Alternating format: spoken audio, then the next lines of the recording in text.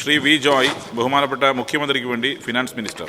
Sir, ഈ കിളിമാനൂരിൽ നഗരൂരിൽ youth കോൺഗ്രസിൻ്റെ ജില്ലാ ഭാരവാഹിയാണെന്ന് പറയപ്പെടുന്നത്. ഈ യൂത്ത് കോൺഗ്രസ് നേതാവിൻ്റെ നേതൃത്വത്തിൽ 30ഓളം വരുന്ന സംഘം അവിടുത്തെ ഡിവൈഎഫ്ഐയുടെ പ്രവർത്തകരെ ആക്രമിച്ച് ഇപ്പോൾ അതിൽ മുഹമ്മദ് സുഹൈൽ എന്ന് പറയുന്ന ആളാണ് ഈ ആക്രമണങ്ങൾക്ക് നേതൃത്വം നൽകുന്നത്. 307 കേസുകളിലെ പ്രതിയാണ്. 10ഓളം കേസുകളിലെ നിരവധി പോലീസ് സ്റ്റേഷനുകളിലെ കേസിലെ പ്രതിയായിട്ട് ഇരിക്കുകയാണ്. ഇവിടെ കഴിഞ്ഞ ദിവസം ആക്രമണത്തിൻ്റെ ഭാഗമായി അഫ്സൽ എന്ന് പറയുന്ന ഒരു ചെറുപ്പക്കാരൻ മരണത്തോട് മല്ലടിച്ച് തിരുവനന്തപുരം മെഡിക്കൽ കോളേജ് ഹോസ്പിറ്റലിൽ വെന്റിലേറ്ററിലാണ്. 2 ആളുകൾ മുഖത്തിൻ്റെ വിവിധ ഭാഗങ്ങൾ എറിയുടെ ഭാഗമായിട്ട് ഇളകിപ്പോയി. അനന്തപുരി ആശുപത്രിയിൽ മുഹമ്മദും അൽത്താഫും ചികിത്സയിലാണ്.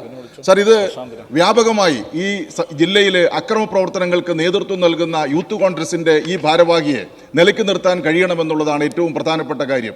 ഇവിടെ തിരുവനന്തപുരം ജില്ലയിലെ തന്നെ വിവിധ പോലീസ് സ്റ്റേഷനുകളിൽ ഇപ്പോൾ തന്നെ നിരവധിയായിട്ടുള്ള കേസുകളിൽ പ്രതിയാണ്. നാട്ടിൽ മുഴുവൻ അക്രമം നടത്തുകയും ആ അക്രമം എല്ലാം SFIയുടെയും DYFIയുടെയും മുകളിൽ വെച്ച് ചാരുകയും ചെയ്യുന്ന ആളുകൾ ഈ തിരുവനന്തപുരം ജില്ലയിൽ ഈ യൂത്ത് കോൺഗ്രസ് നേതാവിന്റെ നേതൃത്വത്തിൽ നടത്തുന്ന അക്രമ പരമ്പര അടിയന്തരമായി ഇത് ശ്രദ്ധിക്കണമെന്നും അതിനാവശ്യമായ നടപടി സ്വീകരിക്കണമെന്നും ആവശ്യപ്പെടുന്നതാണ് ഈ സബ്മിഷൻ. ബഹുമാനപ്പെട്ട മുഖ്യമന്ത്രിക്ക് വേണ്ടി ധനകാര്യമന്ത്രി.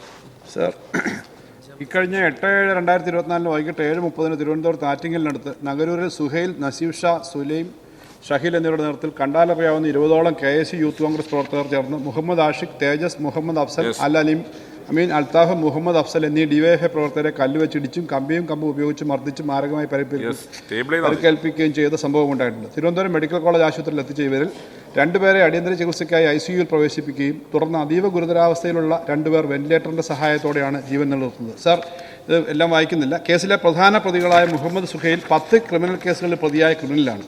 കേസിൽ ഉൾപ്പെട്ട 9 പേരെ അറസ്റ്റ് ചെയ്ത് റിമാൻഡ് ചെയ്തു. സംഭവത്തിൽ ഉൾപ്പെട്ട പ്രായപൂർത്തിയാകാത്ത 2 പേരെ ജുവനൈൽ ജസ്റ്റിസ് ബോർഡ് ജാമ്യത്തിൽ വിട്ടയച്ചിട്ടുണ്ട്.